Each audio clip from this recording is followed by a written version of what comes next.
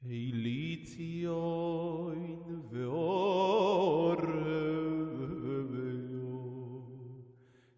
subject which I would like to discuss is that, Baruch Hashem, we finished the first half of the day, the intensive Avelis, and now we're in the aspect of the Avelis which has with it a Nechama, and I believe that there's a certain amount of a special avodah that's shaykh to this part of the day, and I would like to discuss that a little bit.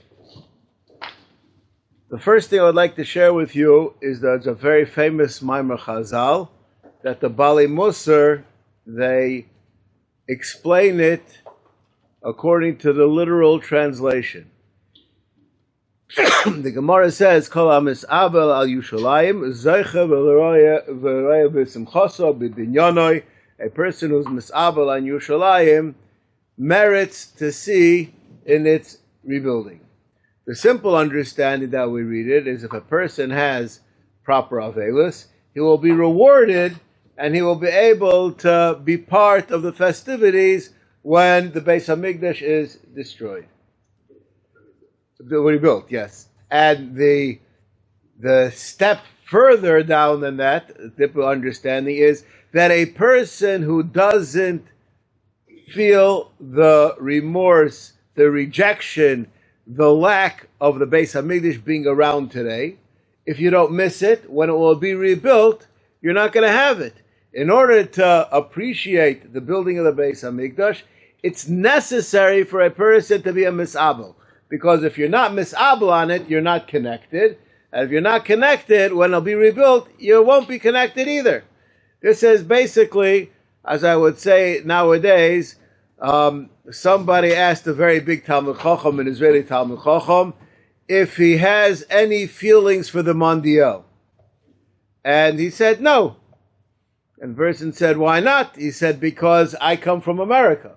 If it would be a baseball game, then maybe I would have some kind of a connection, but I have absolutely no connection to football, and therefore it doesn't make a difference who's winning or who's not winning. I have no nisayon even in having that connection, and it's very well known. There was a certain Gadol B'Yisrael that was nifter already about 25 years ago, that he was very excited the first time he didn't have any feelings when somebody told him who won the World Series. Okay, I'm not going to get involved, but that is the simple understanding of whoever is mis'abel al Yushalayim b'chorbanoi is zeicha v'roya b'binyanoi v'samech b'binyanoi, because if you don't have a connection to the whole subject, it means absolutely nothing to you, and you cannot have any benefit from it being rebuilt.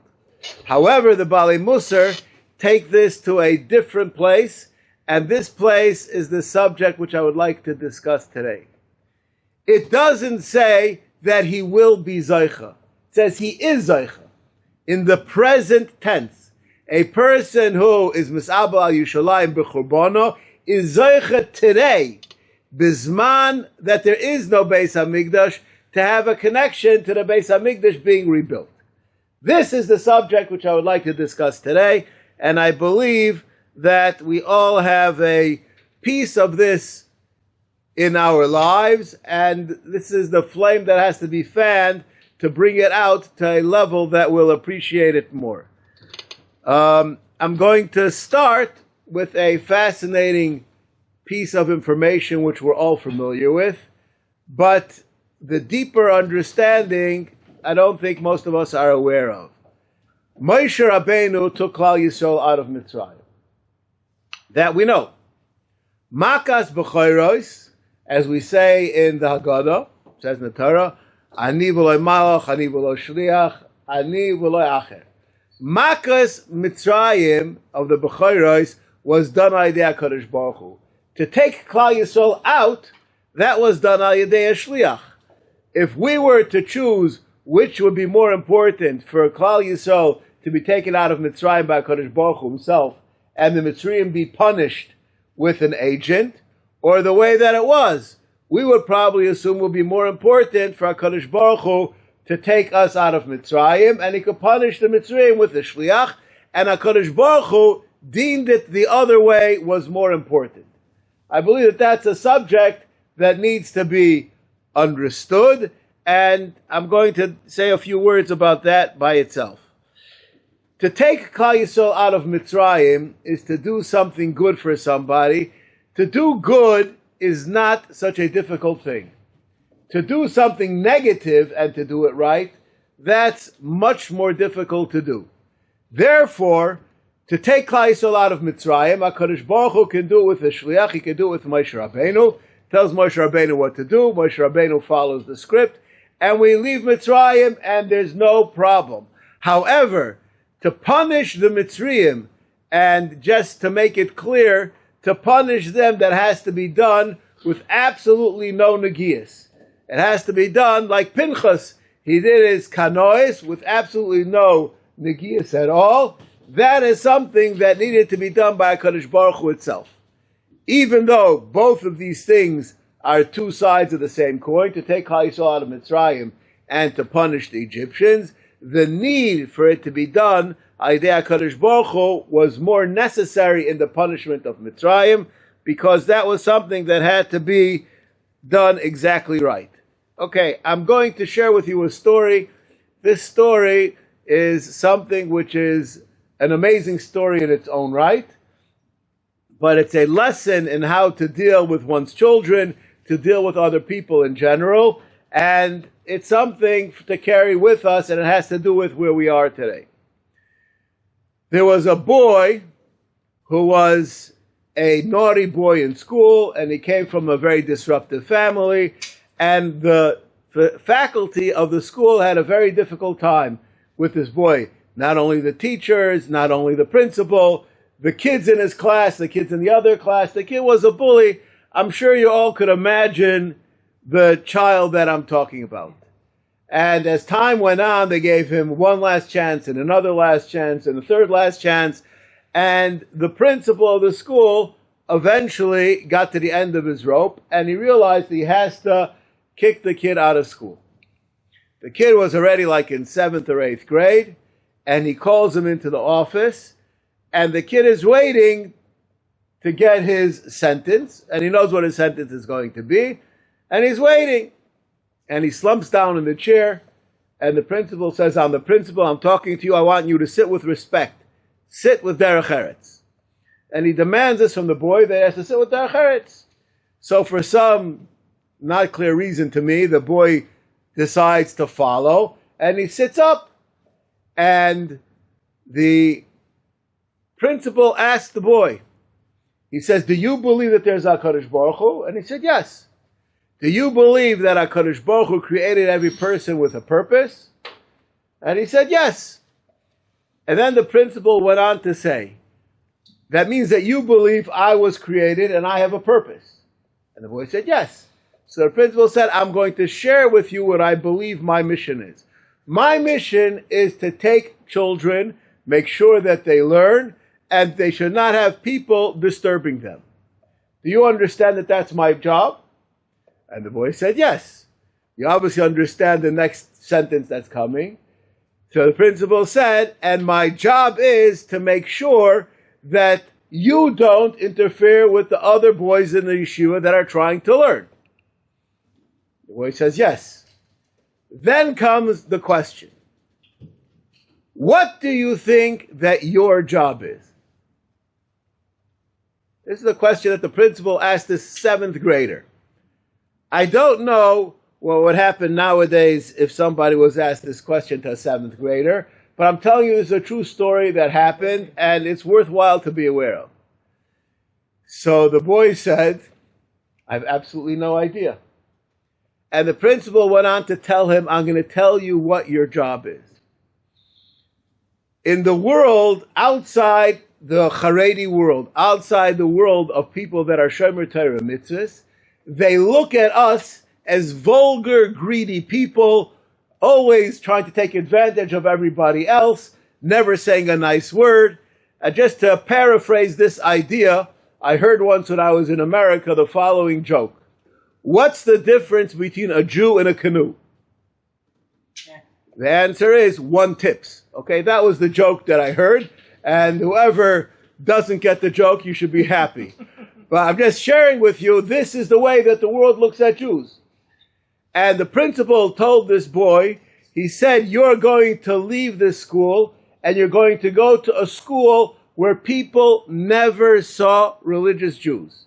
You are our emissary. You are the person that's going to set the example, be the trailblazer for people to see that a person can be Shomer Torah Mitzvahs and be a fine, decent Jew that people will look up to, whether they're Jews or Gentiles.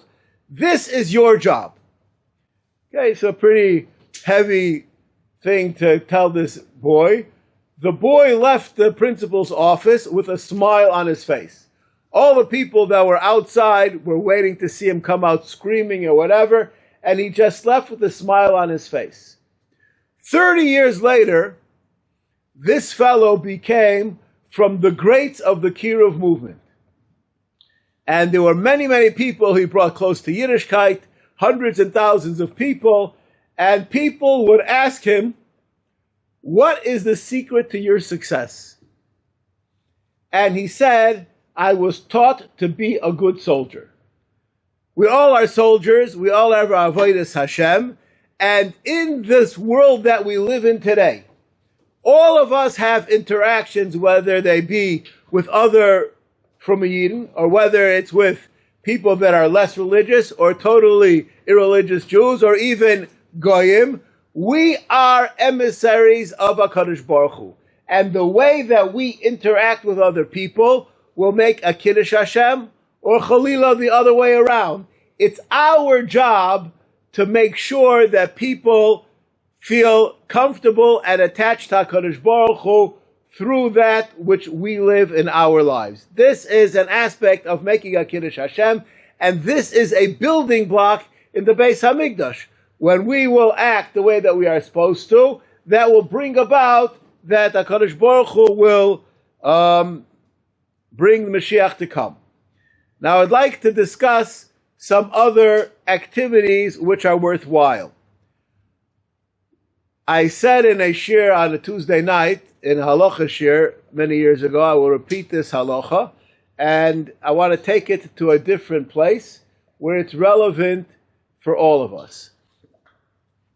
I said over that the Halacha is, before a person davens, a person is supposed to give tzedakah. This is learned out of a pasuk, b'tzedek echazeh panecha. Person, before he davens, is supposed to give tzedakah. However, this is what I point out at that time, the Yavitz and other Sfarim say, before Ma'ariv, a person is not supposed to give tzedakah. Why? Because before Ma'ariv, the Midas Hadin is shoylet, and that's not a time for Rachamim, and giving tzedakah messes up the tefillah of Ma'ariv. So before Ma'ariv, the idea of putting money in the pushka is the wrong time for that to be done. This has absolutely nothing to do with if somebody knocks at your door and they need tzedakah at night. This is a tzedakah which is given in preparing oneself for doing a mitzvah. I'll just tell you, there are many ladies that they have a pushka before their Shabbos candles, and before they light their Shabbos candles, they give tzedakah. This is something which there are ladies who have this also when they take challah. All mitzvahs that a person does, there are mitzvahs that it's appropriate to precede those mitzvahs with giving tzedakah, and that empowers that mitzvah to be even greater. Being that it's Tisha B'Av, and there are those who go to the Beis HaKvaros on Tisha B'Av, I'd like to share with you another place where this is discussed. It says that when a person goes to the Beis HaKvaros, and there are aniyim by the Beis HaKvaros, a person should give tzedakah before he goes to the Kvarim to be mispalel.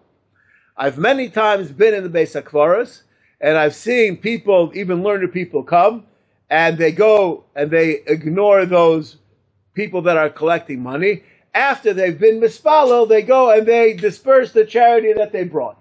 This is the incorrect way to do it. There is a way that it's supposed to be done. It's supposed to be done preceding the going to the Kvarim, not afterwards. It's not that I was in the Beis HaKvaros and I gave money to an ani. There's actually giving the money to the ani has a place in the bikur of the kever, and it's supposed to be done beforehand.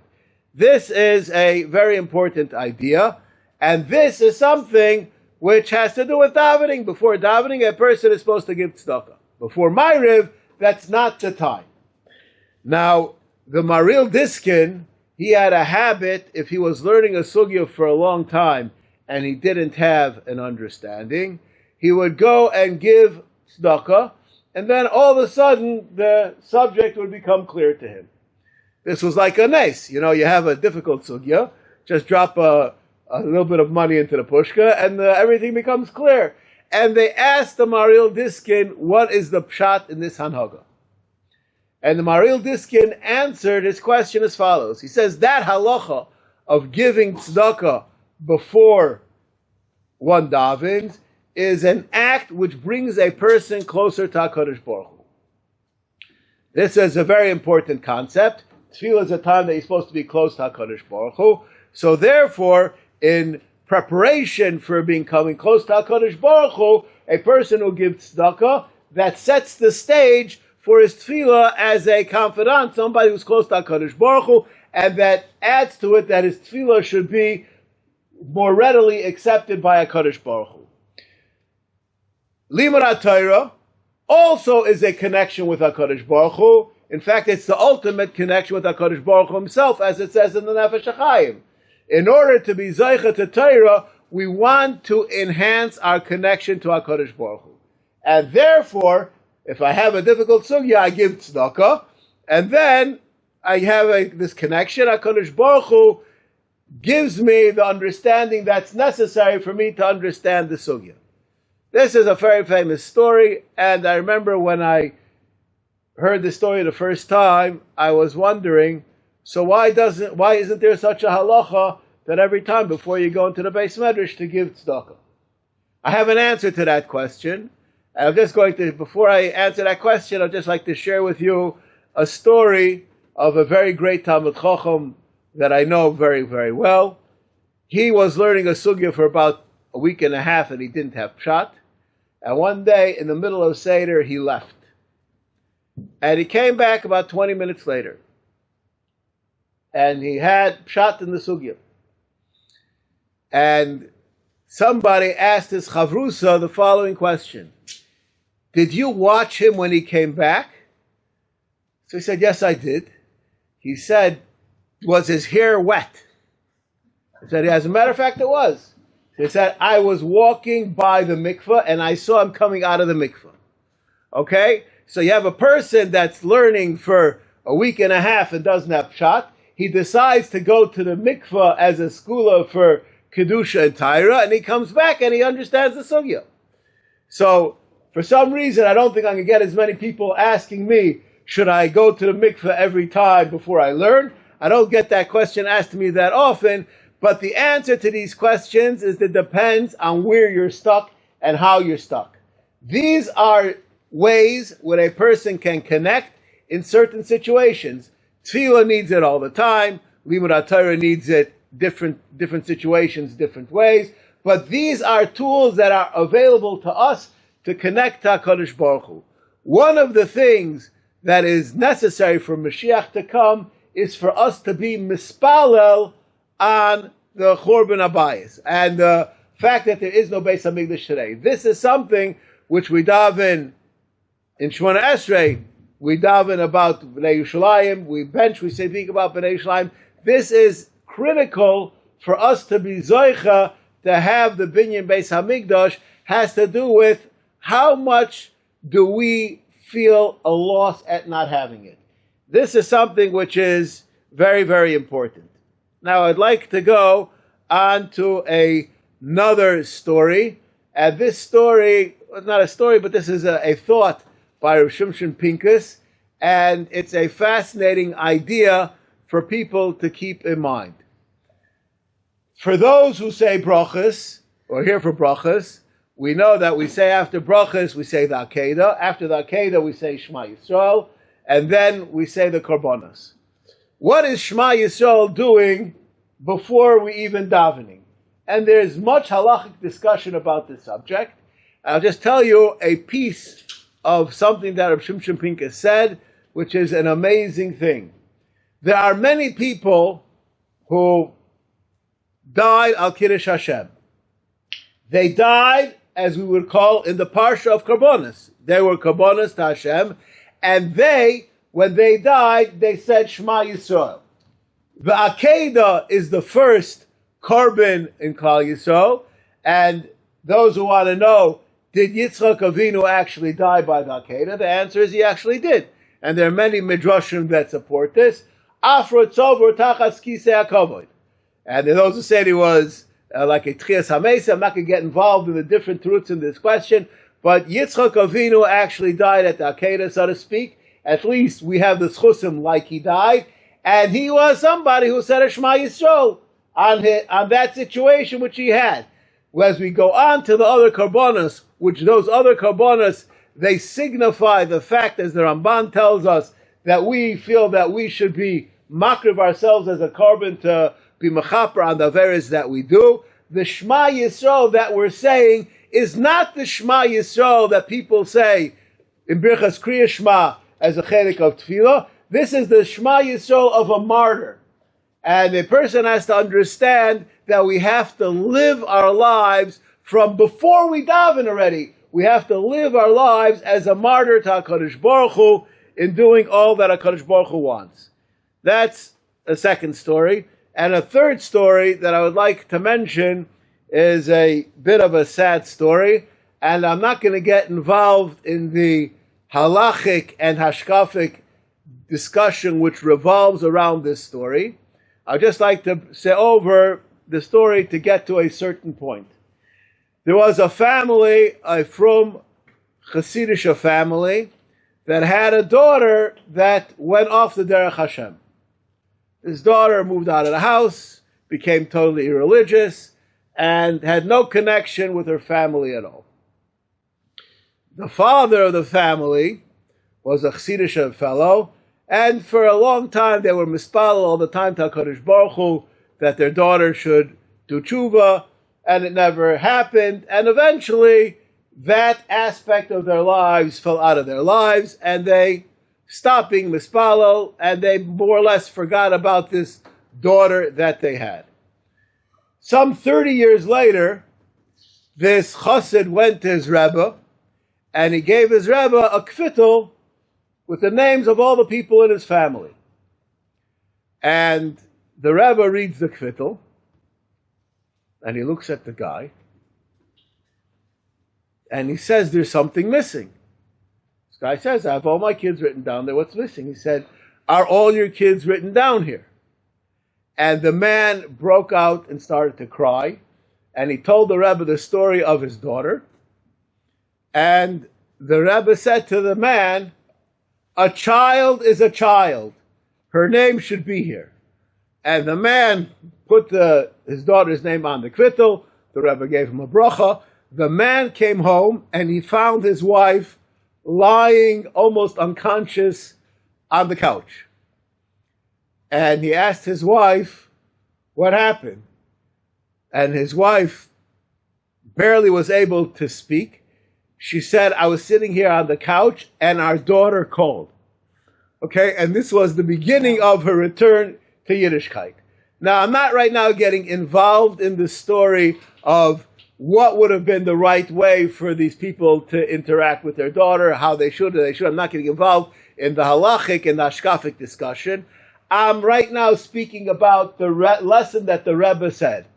Your child is always your child. Klal Yisrael is Klal Yisrael.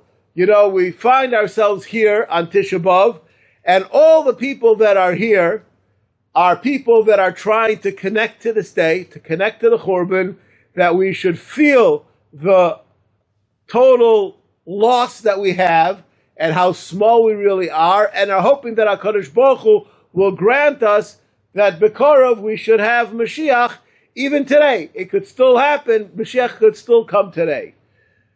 And then we say, you know, Klal Yisrael observes Tisha B'Av quite well. You don't have to go too far to find people that this day they're not even aware of that it exists. You don't have to go too far to find people that if you try to tell them what Tisha B'Av is about, they don't even have the kelim to understand it. There are many of them that have absolutely no connection to anything what we would call basic Yiddishkeit. From the jokes that were said in the 1950s here in Eretz Yisrael, I'd like to share one with you. And I think that since we're in the 2020s, we could say over that there's some kind of a kal v'chomer that should be made. In the 1950s, the Sar HaChinuch was actually a religious man, and he was taking a tour of some irreligious school, and he asked the students in the school, who broke the luchot? And nobody in the class answered the question. And the man was infuriated. How could it be that nobody here knows who broke the luchot? And he was so annoyed that he called the principal into the school, into the classroom, and he asked the principal, who broke the luchot? And the principal said, I don't see any of the luchot broken here. Okay? That you have a situation that there are Jewish children that don't know when you say who broke the luchot, what you're talking about. That is something to cry about. We find ourselves in a generation that Klal Yisrael is so far removed that they don't even have an idea of what they're missing. They don't even have an idea of what they're hating even.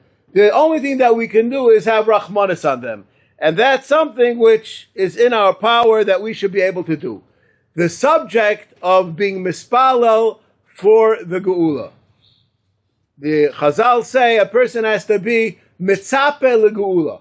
You have to be hoping that the Geula is going to come. I would just like to say, as I mentioned in the beginning, I believe that the Geula is here. All of the people that are here are what I would call you ischalta de Geulas.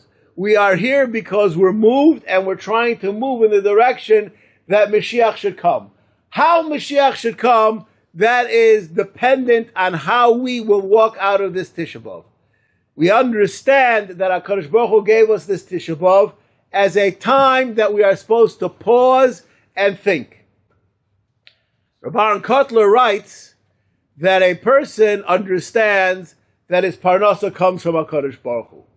How do we know as a fact that our parnasa comes from HaKadosh Baruch Hu? So we know, it's a pasuk in the Torah, that there was a tzinsenet Hamon, which was put aside next to the Aron in the Kodesh HaKadoshim, for Klal Yisrael to know that their parnasa really comes from HaKadosh Baruch Hu, and all you have to do is you have to believe and you have to lock into that mindset, and your parnasa will be okay. Now, this actually was used later on. The Navi brought out the Tinseres Hamon, and people were shown that if you really believe, it can work out. I say this, and this is something which is amazing. There are many people who say, if I would see the miracles that happened in Yetzias Mitzrayim, I would also be a religious Jew. I'm going to share with you a story that happened about 20 years ago. There was a very big Talmud Chacham in Bnei Brak. His name was Rav Chaim Greinerman. Rav Chaim Greinerman is known as a Talmud of the Chazon Ish, but Rav Chaim Greinerman was a very multifaceted person. One of the things that he was involved in Kiruv. And he gave a lecture someplace to people that were religious, and one of the people said to him, this Taina, if you would show me miracles like there were B'Tzeisim Mitzrayim, I too would be a religious Jew. So Chaim Greinerman said to him, do you really mean what you're saying? And he said, yes. So he said, I'll show you. Okay? Now what I'm telling you right now, everybody here could do. He took this man to Koilel Chazon Ish. And there were hundreds of people sitting and learning. He went to the section of the Beis Medrash of the people 65 and older. And he took a look at the people over there, and he went down the rows. He asked the person, what do you do for a living? And the person said, I've been learning my entire life. He asked him, how many children do you have? He said, I have 10 children. Did you marry them all off? He said, yes. How much did it cost you in total to marry off your children? And the man gave an exorbitant amount. And then he asked the man, how much choivos do you have? And there was basically no choivos left. Then they went to the next person. They went from person to person, and they did this, and the man was astounded. And Rav Chaim Greineman turns to the man and says, these are not nisim and iflos, people who are not earning what you would call a decent salary, are at a stage in life where most people retire. They're still doing the same thing that most people do their whole life. They are sitting and learning, and they have succeeded in accomplishing the ultimate goal in life, to perpetuate another generation of people that are Yereim B'Shleimim. This is a miracle that can be seen today. Now, I don't want to get involved in a political discussion about today's situation, but the bottom line, without discussing any numbers, we're aware that the fact that the olam of B'nai Torah, that people who dedicate their lives to learning, are functioning, is not because of any government. This is something that happened before the government was around, after the government will cease to exist, in other countries, in other lands. The Torah is mechaya, the people that learn Torah. People that understand this concept find it a zchus to be associated with people that learn Torah. I'll just mention a story. I have a friend of mine who has a kollel in Yerushalayim, about 70 or 80 younger light, and the first time his kollel made a siyum, he had the Gaivid of Yerushalayim, of the Eira Charedis, come to the siyum that he made, and he spoke. And the Gaivid said over the following story. He said that I was in Chutz La'aretz, and there are all kinds of people who give money to Torah institutions. There are those that consider it an honor that they have, that they can partake and be part of Limud Torah, and the others that feel that it's through them that Limud Torah is happening. They are the movers and shakers that cause that there should be Limud Torah. And he said, Eitz Chayim hi lamachazikim bo. The Torah is the Eitz HaChayim for those who hold on to it. And the Gaivid explained, he said, a person is drowning in a river that there's a very fast current, and someone throws him a stick. He holds on to that stick with dear life, because he knows if he lets go, he's going to be pulled under by the current, and he will die. Eitz Chayim hi lamachazikim bo. Those people who they understand that they live in the world, and the fact that they are able to be a Toimich Torah is the Eitz Chayim that they're machzik, and that's what keeps them alive and makes them be successful in the rest of their lives. That is one kind of a person who gives money to tzedakah. The other people who think they're Tomcheho, they are the ones that are holding up the world of Torah, Mu'ushar. They could feel happy, but they don't get invigorated by the Torah to the same way. Why is that so? Because they don't understand that it's really the Torah that's being mechaya them. It's not them that are being mechaya the Torah. Each and every person, whether a person is somebody who learns the whole day or whether a person who works, there's an aspect that a person has an obligation to learn Torah. He also has an obligation to support Torah. Every person has an obligation, both of these obligations, and these obligations are part of the Beis HaMikdash. I was by my Rosh Yeshiva this year on Sukkot, and the discussion revolved around how much of the Beis HaMikdash was there because it was the center of Torah, and how much was it because it was the center of Avodah. This was a discussion that was going around the table when I was there by my Rosh Yeshiva's house, and we have to understand the Churban Habayis is a Churban in Torah. And it's very important that we understand that. And just like every door that the Beis HaMikdash isn't rebuilt, it's like we caused it to be destroyed. Every generation that there is a lack of the Mashiach coming, there is another level of moving away from the ultimate in Torah. my Yeshiva was walking back from the Levaya of Reb Chatzkel Abramsky. Reb Chatzkel Abramsky was from the great Talmidim of Reb Chaim Brisker, and he was walking with a Talmud of the Briskerov. And this famous Talmud of the Briskerov said to him, I could be made to you that the day the Briskerov died, chunks of Torah that I knew were taken away from me. And this is something that there are many ways that this can be explained. A person has a connection to Torah through his Rabbeim, and when that middle piece is missing, a person doesn't have a way to go back all the way to Har Sinai. To express this idea, I'll just share with you a quip from Reb Baruch Ber. Reb Baruch Ber was from the great Talmidim of Reb Chaim Brisker, and Reb Baruch Ber, when he writes, you could look in Birchas Shmuel, when he quotes the Briskerov, he quotes Harashket B'Hag Atzadik Yisod Olam, Mori Rabbi Reb Chaim. And when he quotes Rashi, he says Kosuv B'Rashi Zal. So someone went over to Reb Baruch Ber and said, with all proper derech eretz that you have for your Rosh Hashiva, your Rebbe Reb Chaim doesn't hold a candle to Rashi. Why is it that you give all of these illustrious titles to Reb Chaim, and to Rashi you just write Rashi Zal?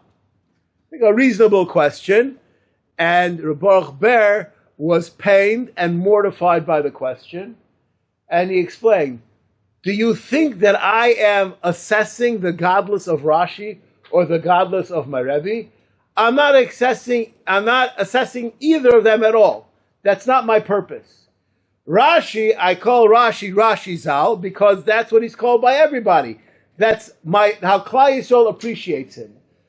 My Rebbe Reb Chaim, being that he was my Rebbe, there's a halacha yemoyer rabcha k'moyer shamayim, and I have an obligation to show the utmost respect to my Rebbe because he's my Rebbe, because through him, that's my connection to HaKadosh Baruch Hu and to everything that is holy. And therefore, I'm obligated to write on Reb Chaim such titles because of my relationship to him. Not because of his relationship with the Torah, not because of his relationship to HaKadosh Baruch Hu, because of my relationship to him. He is the rung up on the ladder that gets me to get closer to HaKadosh Baruch Hu. Therefore, I have an obligation to show him this distinction when I speak over and I say over his Torah. Now, I would just like to share with you, this is something which is very lacking in today's generation. There are many people who say this idea that they are Gedolei Yisrael, but I have an opinion also. I'd just like to share with you what Reb Baruch Ber said. If your opinions are based totally out of Torah, then maybe you have a right to have an opinion. But if your opinions are based on 75% of all the other things that you do and 25% of your Limud HaTorah, that doesn't compare to somebody whose whole opinion is based on Limud HaTorah. If we will appreciate and understand that which the Gedolei Yisrael tell us to do, whether we understand it or don't understand it, we have to understand it's just like HaKadosh Baruch Hu told it to us. Just like to conclude with something that I saw once in a secular source, and I would like to apply it over here. I read once in a secular source, it was discussing the idea of believing in God. And the secular source says, so you want a God that you could understand what he does? What kind of a God is that? Right? If the God that you have is something that you could wrap your brain around, that doesn't put him too much past who you are. So a God who is understandable is lacking in being a God, and a Gadol who's understandable is lacking in being a Gadol. If we connect ourselves to the Gedolim, we do what they tell us to do, we will be connecting ourselves ultimately to HaKadosh Baruch Hu, and we should be Zoicha this year still to celebrate Tisha B'Av in the Beis HaMikdash B'Mheira.